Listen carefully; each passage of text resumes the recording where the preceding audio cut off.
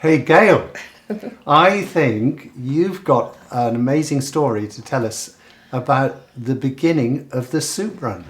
Yes, 32 years ago now. Wow. I was sat in Avon Street car park waiting for some students to come, and I saw two young lads eating out of a dustbin, and they were rummaging for sandwiches and any food that they could find, and it really laid heavily on my heart. I was a Christian, and this shouldn't have happened, not in our day and age. And I went over to spoke to them, and I asked them why they were eating out the dustbin, and they were hungry, and asked them where they lived, and they said under the arches, the railway arches. And I was horrified. And then I thought I must do something about this. So I told them to come to the car park the same time the following day, and I would bring some soup and some sandwiches down for them. So the following evening I went down about 6 o'clock, and there they were with a couple of their friends, and from then on it just grew and grew and grew, and we were feeding, I think it was about 40 people at the time.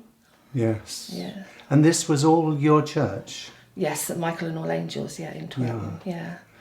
I did it on my own for a little while. Wow. Yeah. And then I can remember how I got involved because our two daughters came down with Bath Youth for Christ. That's right, yes. So what happened then? I put a plea out to the schools and any churches that would be interested in letting the young people come and see how people did survive on the streets, and they weren't so well off as them, and I thought it would be really good for them to see how the other half lived, and just to get a feeling of what can happen to people very easily. So our two girls came home and said to Jackie and me, Mum and Dad, you ought to go down there and meet this woman, Gail.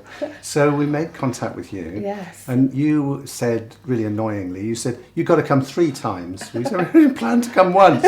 But you said you won't like it the first time, so you've got to come 3 times. And we really didn't like it the first time. It was complete culture shock for us. Really? Yeah. Sort of meeting people who we lived next to or close to, but just were so different from. And our eyes had been closed that all of that was happening in Bath. So we had to rush off afterwards to some friends and have some prayer and sort of get normal. But we came back the other 2 weeks and then we're absolutely hooked with it. The trouble is, I think people in the beginning were frightened of them, and I must admit I never ever felt that. I never felt frightened of them because I always prayed before I went out, and I knew that I had God's protection. So what we did then was to say, you can't go on doing it just your one church, so let's get 7 churches together. So our home group from our church, All Saints, made one night, and we got friends from 5 other churches, and we had our weekly soup run for everybody, which worked really well. Yes, it did. Yeah. And that was the beginning of Genesis. Yes. We didn't know it then. No. But we added 1 or 2 other projects, and then in 1995 I remember sitting in my front room at the round table filling out a form to the Charities Commission, and we thought, let's call it the Genesis Trust, and it was available. So that was it. We called it the Genesis Trust.